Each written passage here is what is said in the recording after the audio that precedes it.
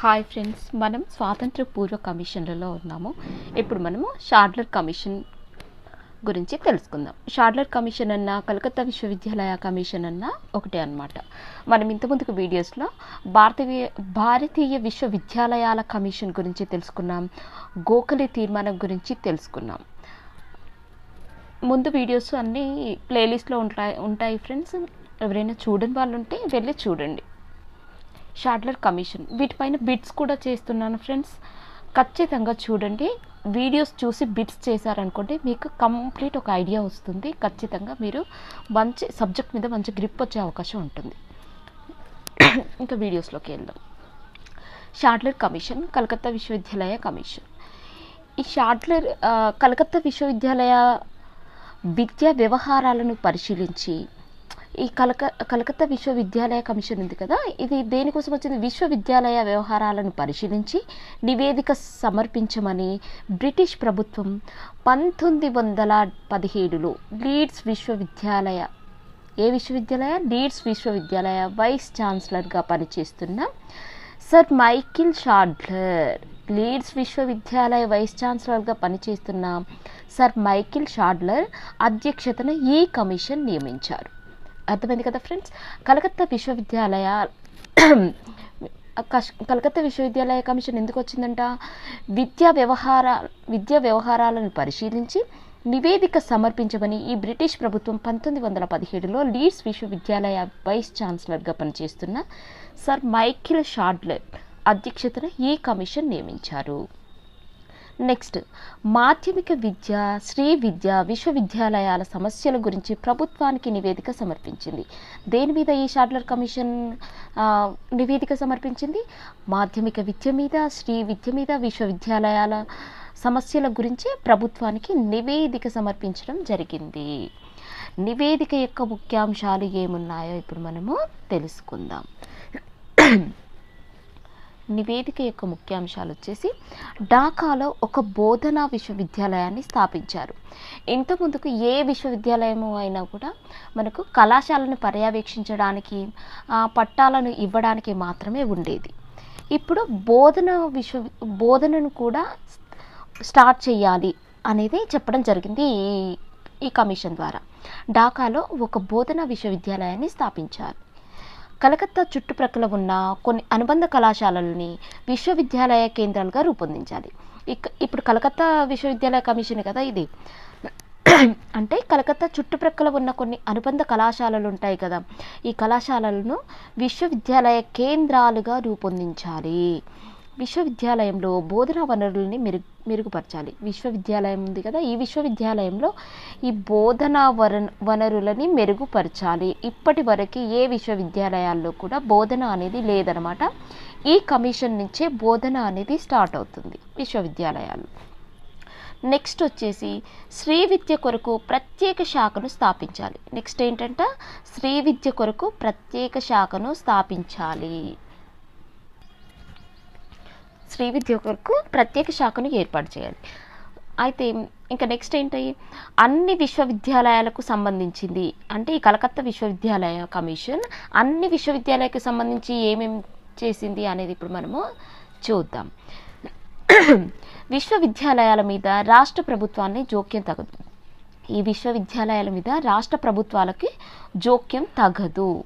Next, విశ్వవిద్యాలయ ఉపాధ్యాయ committee ద్వారా ఎన్నుకోవాలి. విశ్వవిద్యాలయాల ఉపాధ్యాయుల్ని ఎలా ఎన్నుకోవాలంట?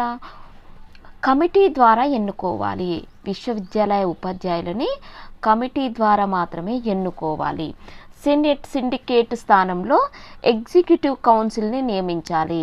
ఎవరి స్థానంలో? ఈ సెనెట్ సిండికేట్ స్థానంలో ఎగ్జిక్యూటివ్. మనకు 1902లో విశ్వవిద్యాలయ కమిషన్ వచ్చింది కదా, భారతీయ విశ్వవిద్యాలయ కమిషన్. అందులో సెనెట్ సిండికేట్ ఏర్పాటు చేయాలి విశ్వవిద్యాలయాల్లో అని చెప్పడం జరిగింది. ఇప్పుడు ఈ కలకత్తా విశ్వవిద్యాలయ కమిషన్ ఏం చెప్తుంది? సెనెట్ సిండికేట్ స్థానంలో ఎగ్జిక్యూటివ్ కౌన్సిల్ని నియమించాలి అని చెప్పడం జరుగుతుంది. నెక్స్ట్, వృత్తి కోర్సుల్ని ప్రవేశపెట్టాలి. ఈ విశ్వవిద్యాలయాల్లో వృత్తి కోర్సుల్ని ప్రవేశపెట్టాలి. నెలవారీ జీతంతో పూర్తి కాలం పనిచేసే వైస్ ఛాన్సలర్లని నియమించాలి. నెలవారీ జీతంలో నెలవారీ జీతంతో పూర్తి కాలం పనిచేసే వైస్ ఛాన్సలర్లని నియమించాలి. ఇంటర్ యూనివర్సిటీ బోర్డును స్థాపించాలి. ఇంకా ఏమంటుంది, ఇంటర్ యూనివర్సిటీ బోర్డును కూడా స్థాపించాలి అని చెప్పడం జరిగింది అన్నమాట. నెక్స్ట్ మాధ్యమిక విద్య గురించి ఏమైనా చెప్పిందో చూద్దాం. మాధ్యమిక విద్యకు సంబంధించి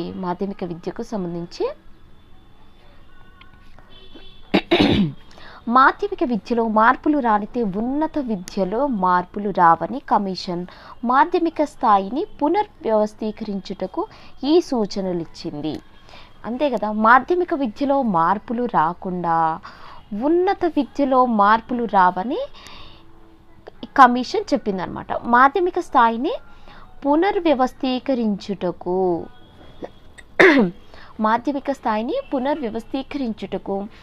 ఈ సూచనలు ఇచ్చింది. ఏ సూచనలు ఇచ్చింది?